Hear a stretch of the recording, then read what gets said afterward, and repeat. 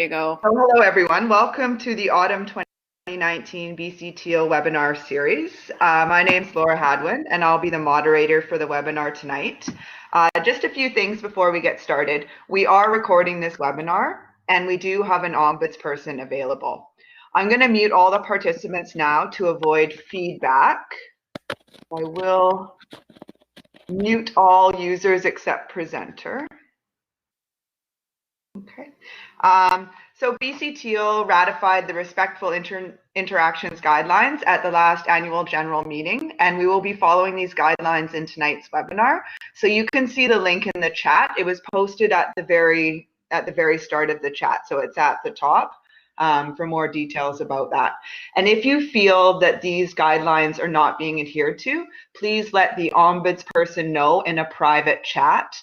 And how you set up a private chat is you click on the person's name. So this is the Ombuds Person in the users list on the left of your screen by selecting Start a Private Chat. Okay. So I'd like to introduce the presenter for tonight. Beth Konomoto loves balancing new technology and tried and true methods for language learning. She spent 7 years in Japan teaching students of all ages and levels, and now is an English language instructor at Konomoto College. She holds a master's degree in teaching English as a foreign second language from the University of Birmingham and continues to learn from a network of talented educators and students, both in person and online. Her webinar tonight is on webinars, so now I'll pass you over to Beth. Great, thanks, Laura. I'm going to take over the presenter rights. So there we go. And I'm going to change the slides to my little presentation. So this is going to take a second. And it's going to load. There it is. And I'm going to make it look the right size. There we go. So hello, and thank you everyone for logging on and getting in here. So this is the whole thing about this webinar. This might be the first time that you've participated in a webinar, which is wonderful. And thank you for making it this webinar. We decided, the BC TEAL webinar committee decided to put this together because we've started up this next round or session of webinars, and we just wanted to open it up to people who have an idea, who want to get involved with this, because webinars are a really great way to share your ideas and connect with people that you might not necessarily be able to connect with if you can't get out to conferences, or if you're limited to the people who are around you. This way you can connect with people all over the world. So tonight, I know, just kind of scrolling through the list, we've got people in Toronto, we've got people on the mainland in BC, myself and Laura, we are both in Victoria. So it's nice to be able to connect with people who are in different locations. So we'll get started here. All right. So this is the plan for today. So I've actually just kind of talked a little bit about why do a webinar.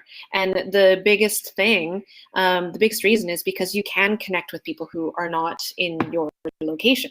And it is sometimes tricky with time differences, so you do have to consider that.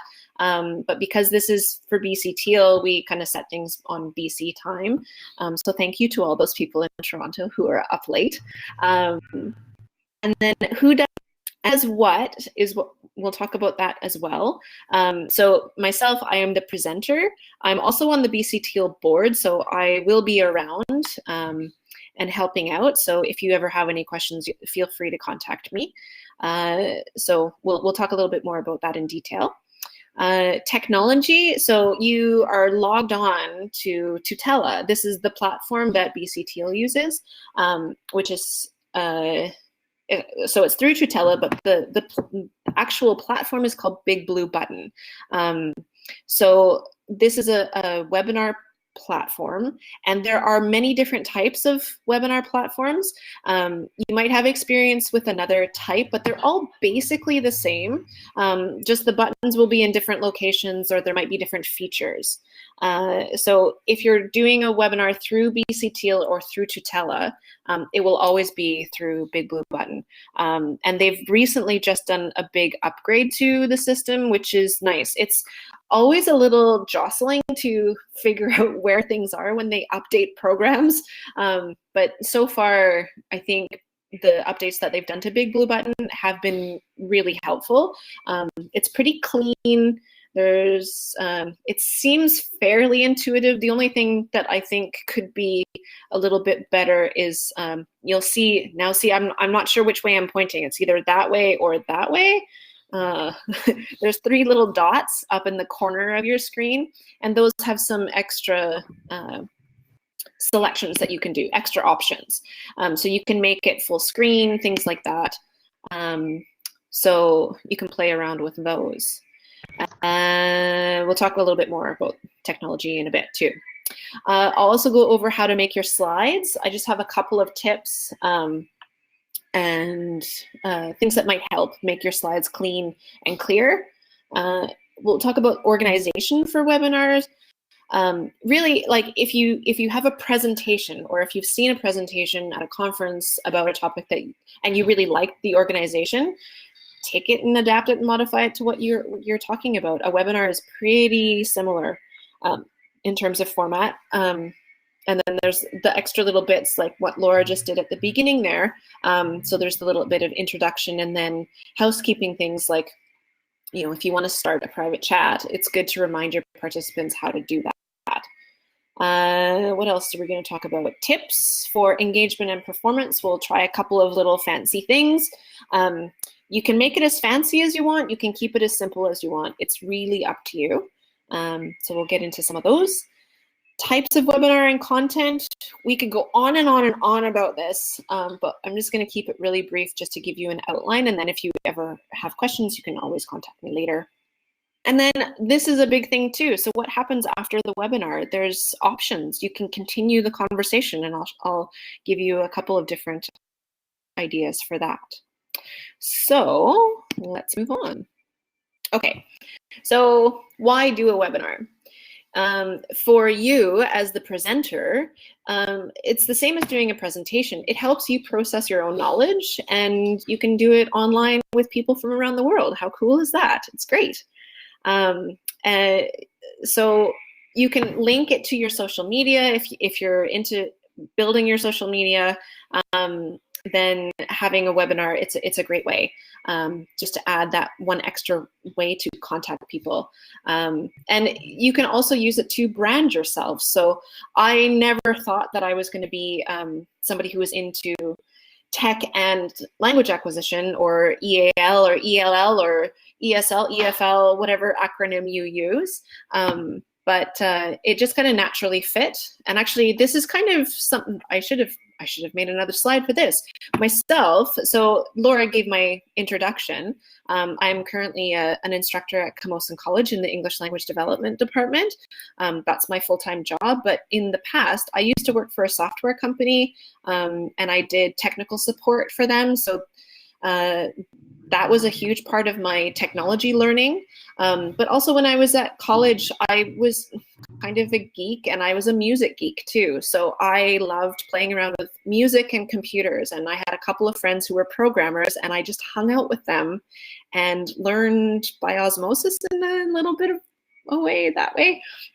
Yeah, so I've always been interested in technology, and the whole movement with education and technology has made me really happy, because I think we can educate a lot more people and get people talking to each other and sharing ideas. So yeah, so I'm starting to brand myself now as an English teacher who does tech, which is fun. All right, moving on. So here are some of the roles. So Laura is our moderator tonight, and it's helpful because she's actually a colleague of mine at Konomoto. So we've been talking in person and online, because we've done a couple of little sessions before tonight to just practice and get comfortable with what we're doing. So she's the moderator, so she opens the room and starts the chat. So actually tonight I started the chat. If you scroll back through the public chat on the left side of the screen, you'll see that I was the first person to post, but the moderator usually does that. But I'm an early bird, and I just do those kinds of things.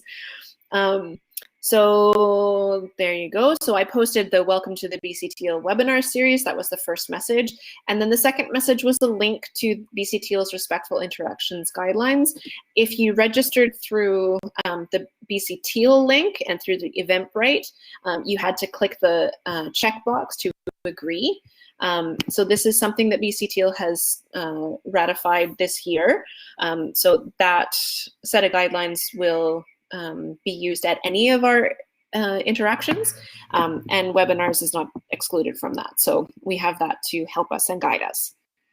The moderator also helps with the tech. Now, what that means is if you're having a problem as a participant in a webinar, you can type a message into the chat and the moderator will try and assist you.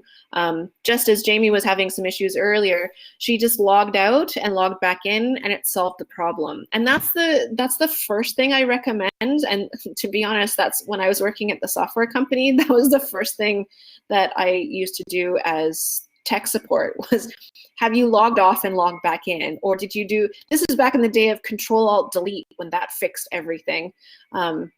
So doing some simple little resets like that sometimes fixes tech stuff. So you don't have to panic, just reset and try it again. So the moderator will help with tech issues like that. So the moderator also monitors the Q&A in the chat. So at any point in time, in this webinar included, put a message, put a question if you have a question about anything that I'm talking about. Excuse me. Also mutes latecomers. So we started just a few minutes after 7. And so Laura muted everyone, actually, which is something that she can do as the moderator. Not everyone has that selection in the little gear icon on the left side by users, it says. But she can do that. And then as people log on, she's going to keep her eye on the users list. And if somebody comes in with their microphone turned on, she just mutes them. And the reason for that is to stop feedback, because if people have their sound on the speakers, not on headphones, we can get into this pretty serious feedback loop very quickly. So that just helps with that. The moderator also keeps an eye on email and phone for tech issues. Now, this has happened before where we had somebody who was really wanting to get into the webinar and was having issues with their internet, not the Tutela platform, not anything else, but their internet was having issues. So they called in on the phone. So we were actually not able to help them, but they, excuse me, see that now it's time for water. I'll mention that in a couple of slides.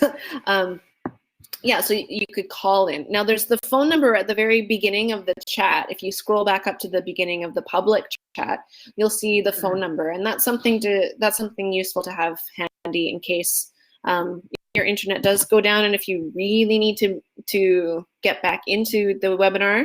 But again, like Laura mentioned, we are recording this, and you can always watch the video when it's posted later on. Okay. Also tonight we have an Ombuds Person. This is another new position that BC TEAL has created.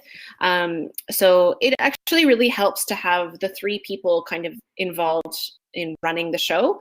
So there's myself as the presenter, Laura as the moderator, and then we have an Ombuds Person. Now this Ombuds Person is there as a support for the participants and the support for the presenters as well. So it's a BC TEAL volunteer member who's acting as the Ombuds Person and is anonymous. So they enter the room as an unnamed guest or an anonymous guest, and that person is monitoring the chat and can answer private chats as well. So if you feel that someone is being disrespectful or inappropriate, then you can mention it to the Ombuds Person, and then we can try and relieve the situation. So you have to be kind of okay with switching back and forth between the public chat and the private chat. So that's what the Ombuds Person will take care of there. The where are we now? So the Ombuds Person will also provide a link to the RIGs, which is what we call for short the Respectful Interactions Guidelines. I'll show you that in a little bit. And also, the last thing, the Ombuds Person will remove a participant if communication is disrespectful according to those guidelines.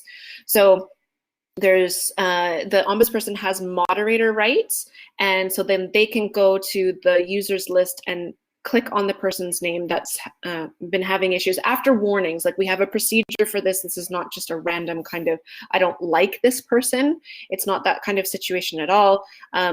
Once we've gone through our procedures, if it's been deemed that this person needs to be removed, then the Ombuds Person will go and click on that person's name and can remove user from webinar. So if we need to, that can happen. So just so you know. All right. So tech considerations. I use a MacBook Air. I use other computers. I use all different kinds of computers. I use my iPhone. I also have a tablet. I've got a bunch of other things as well. But Tutela runs on computers. It doesn't really run on tablets that I know of.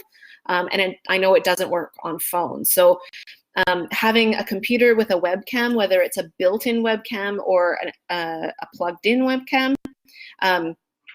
that's what you can use. And then I've just said on the slide here what's behind you. So for me, you can see my ceiling. You can see a little bit of, where is it? There. My cabinet's behind there. I think that's what that is. Oh yeah, that's what that is. But that's all you can really see. So you might want to think about where your webcam is placed and what you can see in the background. I'm not too particular because of how my webcam is angled. You usually only see the ceiling, which is, it's fine. It's not obtrusive. So, but consider what's behind you. Also, your microphone, to make sure it's loud enough, and the placement of it. Now, I'm wearing these earbuds that have a built-in microphone on the side here. And Laura and I tested it out. I haven't used these in a webinar before, but we had a little test session and they worked well. So I'm using them tonight. Excuse me, it's water time again. And so you want to make sure that your microphone is working. If you do a webinar with BC TEAL, the moderator will set up a run-through time for you so that you can kind of test out all of those things before you actually do the webinar. Because it's awful if you start and then you can't hear, or the participants can't hear and you're not sure why. So it's always a good thing to do a run-through. Placement for microphones, I can't really place these any differently because they're attached to the earbuds. But if you have a lapel microphone, that's something that you should consider as well, to make sure it's not covered by your clothes or too close so that you hear saliva sounds or, different types of sounds like that. Eliminating noise. So is the dishwasher running in the background? I don't know if you could just hear, but my dog was drinking out of his bowl. I could hear it, but I don't know if you could. I just said lock the door. Yeah, sometimes if it's necessary, put yourself in a room where you're not going to be disturbed. So, oh, Laura says she couldn't hear my dog. That's good. And then, yeah, lock the door. Yeah, it's a hard thing to do, because the nice thing about doing a webinar is you can be at home and you can be in your pajamas from the bottom down, and you can be a bit more comfortable, but it is still communication. So consider what's happening around you for sound, for sure. If you do need to cough or sneeze, you can mute. This is always something tricky. In the BC TEAL board meetings, we usually will have one or two members that will mute themselves and then forget to take themselves off mute. So just remember to turn yourself back on if you want to, if you need to. So then to do that, down at the bottom, you'll have the buttons at the bottom where there's the little microphone icon. You click on that to mute yourself. So that's pretty easy to do. Okay, so getting on to making your slides. So I've used PowerPoint to make these slides that you're seeing right now. And this is actually just a template. And I liked it because the colors at the top kind of blended with the BC Teal logo. So PowerPoint is great. However, they don't show well on Big Blue Button. So what I did is I made all my slides in PowerPoint and then I saved them as a PDF. Sometimes it'll say save as, and then you can select the file type to be PDF. Or you can export them as a PDF and then it'll do it that way. So whatever you do, convert your files to a PDF. You can't use the fancy like sliding glittery transitions between slides. They don't work on Big Blue Button. However, I haven't tried them on the new version, so that's something that maybe we can look into. Make your fonts big. Don't put too much on your slides. Now, my slides for tonight, I've got quite a bit of text on them actually, but I've made the fonts pretty big so that it keeps it clear and limited. And I've said limit your text on the next one. It's the same kind of situation for any presentation now. It's too intense for the participants to be reading all these slides. So keep it simple. Visuals are important in webinars too. That's why I use the webcam, because I think it makes more of a connection between you, the participant, and the presenter if you can see me. But again, it is up to you how you want to do that. I'll show you a couple of other visuals that you might want to use in a minute here. Okay. Let's see here. And actually, so I've just had a look at the chat, and Julie, you've said, should we be seeing your slides right now? Yes, you should. So that means you have selected only to see the webcam. So if you go up to the top right corner, you'll see the three little dots, and those give you options, and you should be able to make full screen. What else here?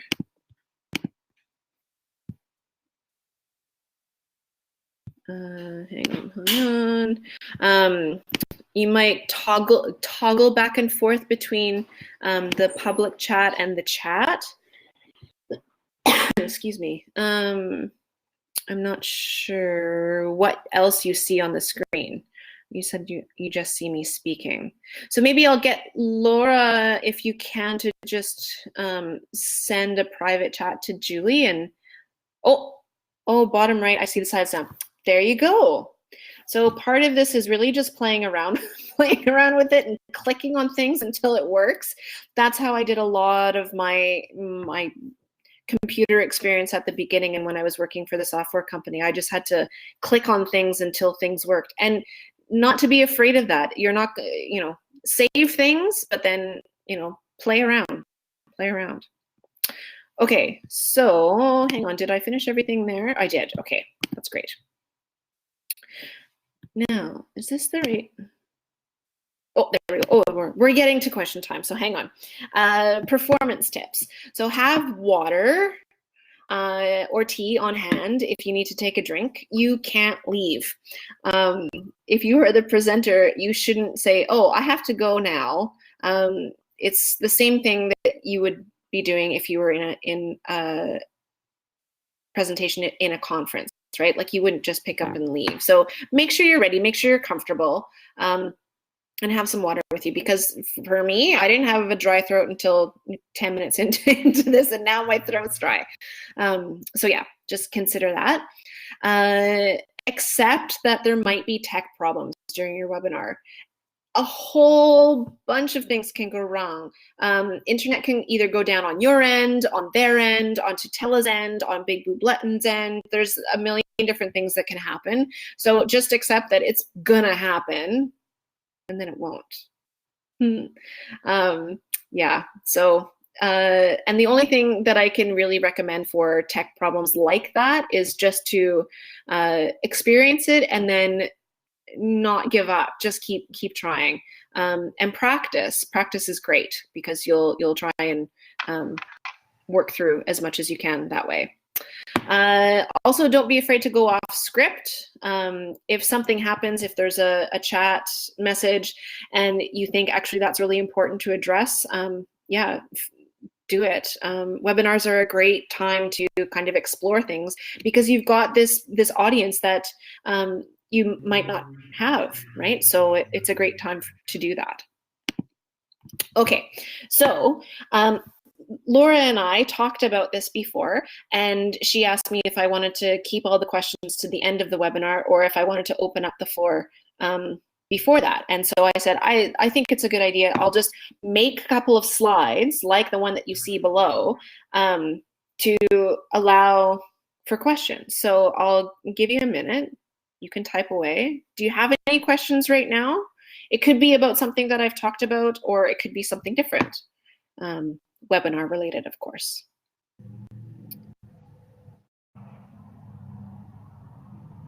Just while people are typing, I posted at the bottom of the picture that I got this image from pixabay.com, and I'm always surprised how many people don't know about pixabay.com. They are a website where you can download images royalty free, which I think is an amazing service. So you can use them on your worksheets. You can use them on your LMS platforms if you use something like Moodle or D2L, things like that. We use D2L at Camosun, so I put a picture on my daily posts for my classes. And it's great because students remember things if they've got an image with it. And I like this particular one because it's a woman, and I'm a woman in tech, and it's always a little tricky. Okay, so Julie said, is there a search area for troubleshooting tech, etc.? If yes, where do you find it? A search area for troubleshooting. To be honest, searching Google. It's if you get an error message, copy and paste the error message right into Google and see what comes up, because you'd be surprised how many people post on different platforms about errors that they've had and what to do about them. There isn't necessarily one troubleshooting area. The nice thing about Tutela is that Diane, who's one of the key players in Tutela, she's made a ton of videos for how to use Tutela and what to do. So if you go back to the kind of main pages of Tutela and Big Blue Button, there's some good videos there. So that's one thing to do. Again, it's taking a bit of time to learn something, but it's useful. Let's see. So Megan says, what has been your most difficult experience using the webinar? I think for me, it wasn't when I've been presenting, it's when I've been moderating. And moderating is a handful because you're kind of doing 100 things at the same time. You're looking at the chat, you're making sure the presenter's okay, you're managing private chats, you're checking in with the Ombuds Person, you're doing all of these things all at the same time. So it can be a bit heavy. So that's kind of the most difficult thing that I've experienced. I actually haven't had too many tech problems during webinars. I've participated in a ton. I do a lot of the Oxford. When I was living in Japan, we had a group together that did, it was a small group that was kind of a study group while we were doing our master's degree. And we actually used a webinar platform to get together and have discussions. So even through that, I didn't really have too many tech problems happen. It was always a bit fidgety trying to make sure that the webcam was working and the headphones were working. But those are small problems. So yeah, I hope that answers your question. Okay, well, I think we'll move on then. That's okay. Okay, we'll move on. So, organization of a webinar. So this is what happens in a webinar. You as the participants, you log on and use the chat to introduce yourselves. The moderator announces the start of the webinar and starts the recording, opening with the moderator and presenters. So Laura introduced me, and she said that she's going to hand over the presenter rights to me, and then I took them over. So all of those changes you can do. I recommend that you practice them at least once or twice before you do the actual webinar. And in Tutela, in Big Blue Button, it's pretty easy. It's not as intimidating as you think. So your practice will actually, I don't know, if you set aside 30 minutes to do some practice, it's done. The content, so my content is the slides that you see and what I'm saying. And so that's all done by me. Or if the participants are interactive, so we'll get to a couple interactive things in just a second. After the content is delivered by the presenter, you can do Q&A with or without the moderator's help. So those decisions about questions and answers, you discuss with your moderator and decide how you want to do it. Some people can't, they only want to focus on their content and they don't want to think about the chat. So having somebody else be around and check in with the chat is the way to do it.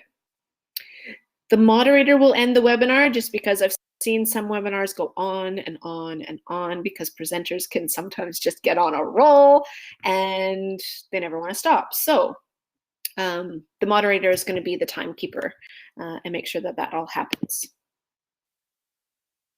Okay, so here's the interactive part. So tips to make a webinar engaging.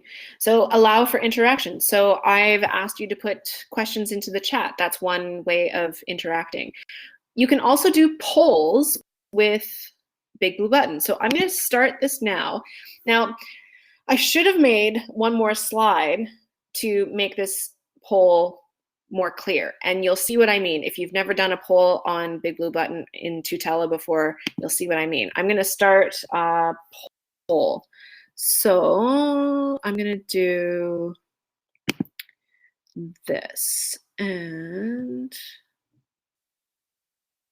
okay, so you should see, do you see a little poll box somewhere? Now I can't even see it. Isn't that interesting? Hang on. Good, you see a little poll. So my question is, oh, where did it go? Oh, did it disappear now? Oh, for goodness sakes. There, it disappeared. Good, it should have disappeared because I turned it off. So at the bottom of my screen, I have a little button, a round button with a plus sign in it, and it says actions, and then I can start a poll. So I'm going to check yes, and now I'm going to ask you my question. So I could have a slide that has the question on it, or I can verbally give you the question. So I'm going to verbally give you the question, and I'm just going to say, do you think webinars are intimidating for the presenter? And then you can click yes or no. And I can see a list of the users and then the responses as they come in. I'll just give it another sec here.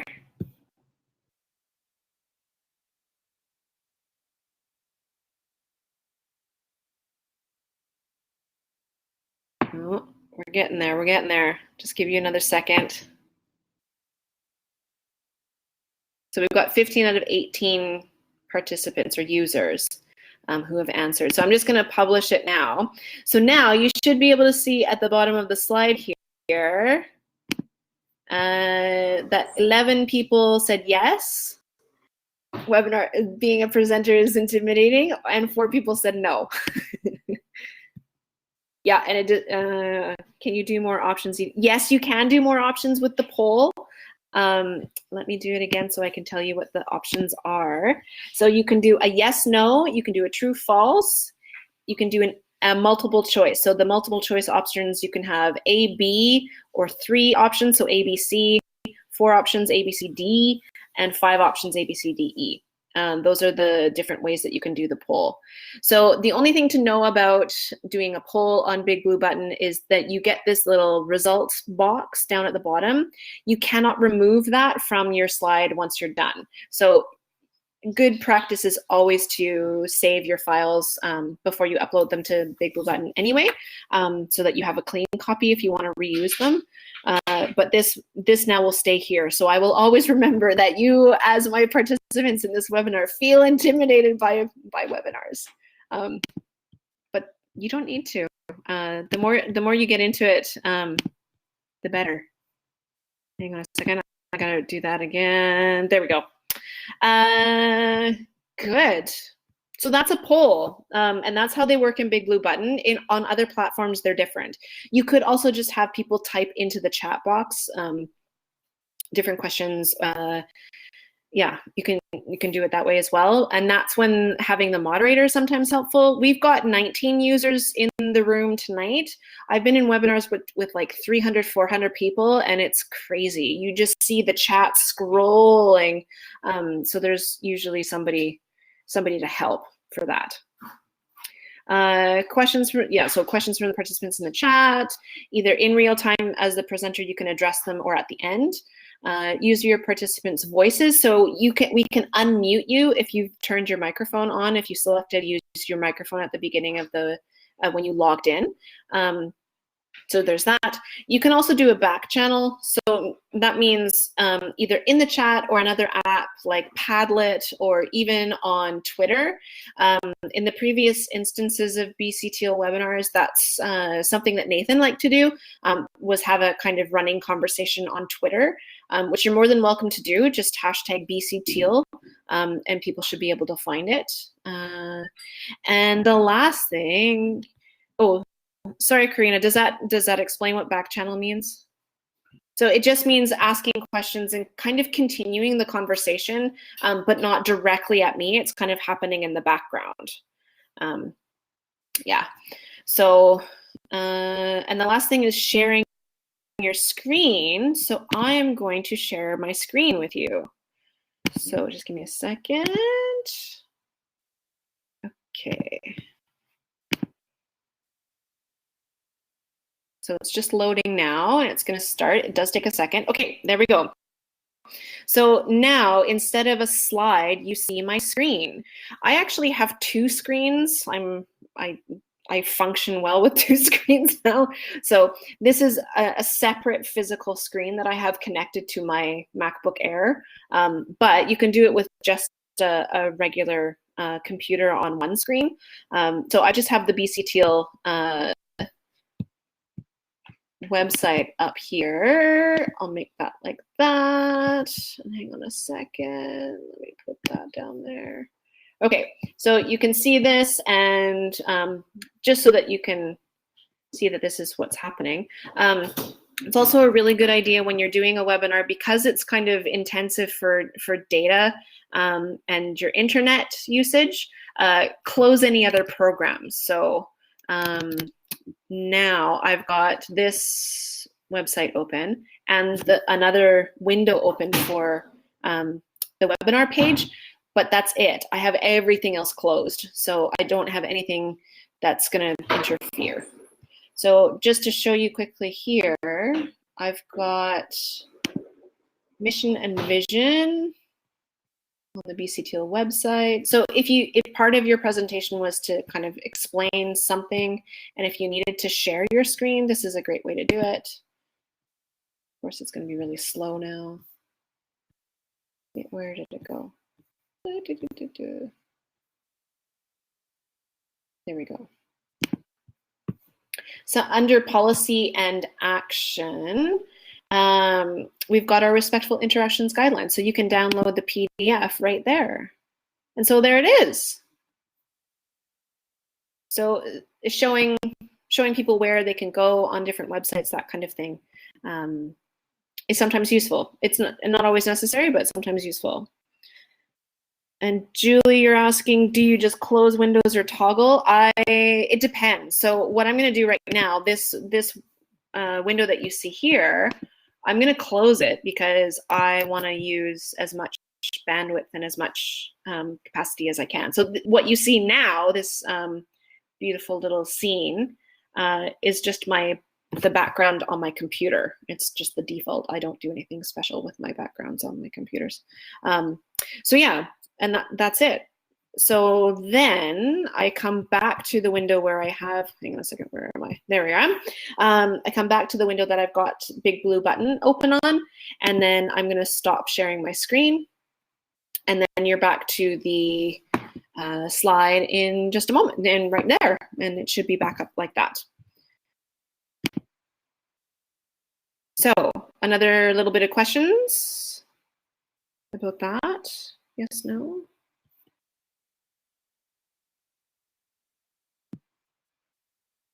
Maybe not. Julie, did I answer your question about closing windows or toggling through?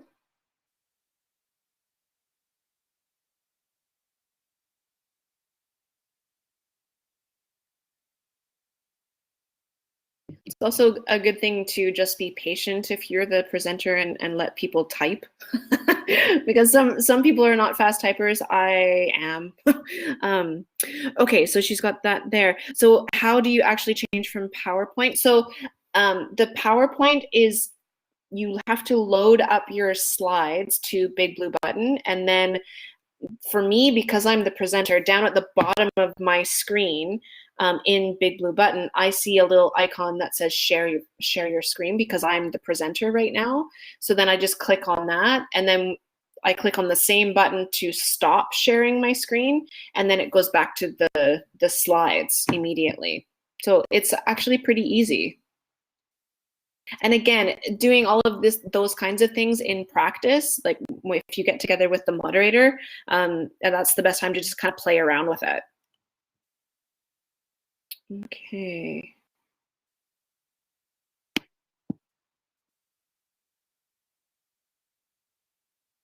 Laura's actually got a good question. Is there enough bandwidth to play a video? Yes, there is. And actually, as the presenter, I have another option to share a YouTube video. And if you do a little bit of practice with it, it can be pretty seamless. But yes, you can do that. Can you share your screen so what can you see? Yes, it's going to give you a bit of echoing, like it will repeat because I've got my webcam on, but let me just do that. I'll show you like that. So hang on, it's coming up now. Okay. Yeah, see, it's going to echo all the way through there. So it's a bit funny. So the same as you, hopefully you'll have the chat list here and then the users list. And then the public chat is there. And I'll actually close the public, hang on. Close the public chat there. I'll close that list there. So now you should be able to see down at the bottom, I've got these 3 buttons down here, and there's a further button over here that says actions. So in that actions list, I've got start poll, upload a presentation, and share YouTube video. So those are the different things that I can do there. And then this button here is share screen. And that's what I'm doing right now. So let me get the chat back so I can see what you're saying. Good. So and again, the best way to do that part of it is to practice and just get into the room and start clicking things and see what happens. Yeah. So I just have a couple more slides to go through. So sometimes doing a webinar, it can feel like you're talking into a void, or there's kind of an awkward silence because there's no feedback. You can't see people's reactions. And I'm a visual learner. I'm also a bit of a performer, so I like seeing how people are reacting. So it feels a bit funny to kind of be talking to myself. But I know that I'm not, so you have to be aware of that. So I just put these 2 lists up, kind of comparing presentation and webinar. So both of them, you're giving out information. However, in a presentation, you've got eye contact and body language that you can see on the participants. And Q&A is engaging and lively because you can hear people's voices. And there's instant feedback because you can see it happening right away. In the webinar, you're going to have to consider the tech, so your webcam, your microphone, and all those things. And however your Q&A is moderated, then that will make a difference to how you run things. And so yes, a creepy feeling that no one is paying attention in a webinar. Yeah. So then, okay, so other things that you might think of, types of webinars. informative only, so you're just talking about an idea. Q&A, so I've just put this here just to remind you, it's the same in a presentation. Make sure you're prepared by anticipating what the questions might be, because then you've got something to answer them with. And of course, if you don't know the answer, you can always say, I'll get back to you either on another platform or by email or however. You can also do an interview. So earlier at the beginning, just before we started, I think it was Edith who had her webcam on as well. So there were the two of us, and we could, even though we're not in the same place, we can talk to each other and do an interview that way, which can sometimes be really interesting. So that's another thing that you could do. Or even have a panel, so making it a bit bigger, so having a few people. I'm not sure what the capacity is for how many webcams can be on Big Blue Button, because I haven't actually done that on Big Blue Button before. But it's something that I can look into for you. Subject matter expert with questions from the audience is another thing that you could do for a webinar. Yeah, and again, I've just mentioned here, be prepared, have prepared questions or spontaneous questions. You can think about that when you're planning. What else do we have here? Any other questions? All right, doesn't look like anybody's typing, so I'll move on. Okay, so what happens after the webinar? BC TEAL has a blog, and so we haven't used the blog too much in the last little while, but what can happen is the slides from this presentation will be uploaded to the blog, so people who weren't able to attend can just look at the slides if they want, or we can start a discussion there so people can comment.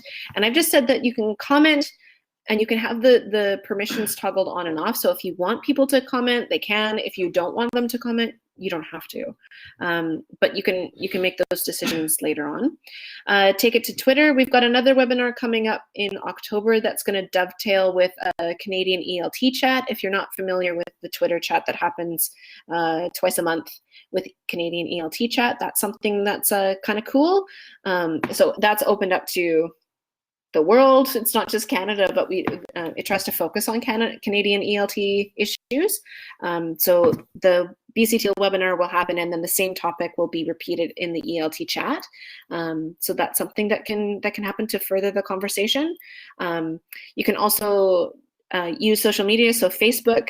BC TEAL has a Facebook page and an Instagram page now. After the last conference, we created an Instagram page, so if you want to connect that way, through pictures or whatever, you can do that as well. So it doesn't just have to stop tonight at 8 o'clock Pacific time.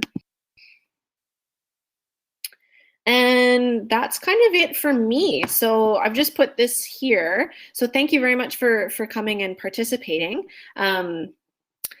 Like I said earlier, I'm an English language teacher at Komoson College. That's my email there, so konomotob@komoson.ca. You can also find me just by going to the Komoson website and searching for my name, if you remember my name. And yeah, I really encourage you to engage with others about your ideas to get some more webinars going on with BC TEAL. I think it's a great platform. Also, check out other institutions and groups and do free webinars if you've got time. Participate live in a webinar and or watch the videos, because most people will record a webinar and then post the recording somewhere. So that's it. So we've got a couple minutes for some questions, and it looks like there's some questions here now. So Julia's asked, is there somewhere with info, read the Twitter, the Canadian ELT chat? Let me see. Is there somewhere with it? Actually, if you go to the BC TEAL blog, there is a post on there about how to participate in a Canadian ELT chat. You can use the hashtag Canadian, so Canadian CDN ELT chat, hashtag those letters, and information will just pop up. Jennifer Chow is one of the main people. There's a group of maybe I think 5 or 6 people who are taking care of it, and they do a great job. So just search for that hashtag and you'll find information. And feel free to just message people and say, how do I do this? But there isn't necessarily one page. Karina has said, can you use the webinar programs to set up to teach an English class or lesson to make it an online form? Sure. You might not be able to do that through Tutela because of the way that it's set up, but if your school or institution has a webinar platform, you could definitely do that. Again, it does depend on what the platform is and what your permissions are from your school or institution. If it's a post-secondary institution, most likely they'll have their own platform. If it's a private school, it might be more tricky. I'm not sure. Yeah. Great. Megan says, will you be emailing a certificate at the end of the webinar? Unfortunately, BC TEAL doesn't do certificates for webinars right now. That might be something that we'll look into in the future, but right now we don't, because we don't have it as part of our BC TEAL mandate for PD. So sorry about that. Not right now. Yeah. Tutela does it. Yeah, so is it Jaren or Jaren? Tutela does the certificates. Yes, and it depends on which group is doing the webinar. So anyone who's a Tutela member can set that up, but BC TEAL doesn't do it. So it depends on the group that's facilitating.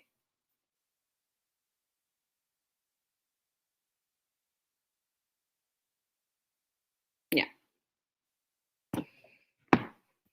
Are there any other questions coming in? Yeah, so I just, as a moderator, I just wanted to say thank you so much, Beth. It was really very informative, and your enthusiasm's definitely infectious and inspired me. I was one of the ones who voted yes for, the question was, do webinars intimidate you? Yes, I voted yes, and now I feel a lot more confident. I think especially when you said just expect the unexpected, but don't worry about it too much, and it is a learning process. So I think that was really useful, and a lot of great practical tips for how to do a webinar. So thank you. Yeah, and like I said, feel free to email me. I'm more than willing to help you, kind of even just get your ideas together, and we can use Tutela to kind of practice as well. So if that's something that feels intimidating, even just taking a little bit of time to kind of play around with it, it really starts to be something that you can do. We'll have to plan one perhaps for the spring 2020 webinar series then. Sure, that would be great. Yeah. And anyone else who's here who's interested, we're always looking for other webinar presenters. So if you've got an idea, now you've got some tools, think about planning that and sharing with the BC TEAL community, but also with the wider global community. I know we have a lot of Canadians on here right now, but possibly we could have an international participants as well in the future. Yeah, and like I mentioned, we're going to be doing some dovetailing the webinars, the BC TEAL webinars, into the Canadian ELT chat. And like I said, that chat, it's focused on Canadian issues, but there's people from around the world who participate in that just because of the nature of Twitter. So yeah, you can get ideas from all over the world, which is really cool. Excellent. So yeah, some more interest in some more training. So we'll consider that too. We'll let the BC TEAL webinar committee know that you're interested in maybe seeing some videos. And yeah, I will point you back to the Tutela videos. So when you log on and go into, I think it's resources or help, there's in the menu, check that out because those videos are pretty useful. Yeah. Awesome. So, and our last thing here, hang on a second, let me put that up. Okay. Okay, so thank you very much for attending the BC TEAL webinar series. This is our first webinar on webinars, the meta webinar, if you will. So thank you very much, Beth.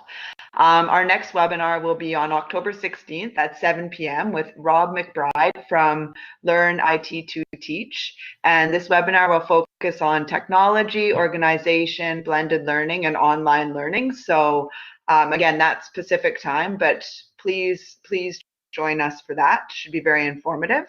And thank you very much, everyone, for coming. Everyone in general, but in particular, those people back east who stayed up late for this. So hope to see you on October 16th. And I am going to stop the recording and end the webinar now. So we wish you all a wonderful evening. Thank you. Thanks, guys. That's great.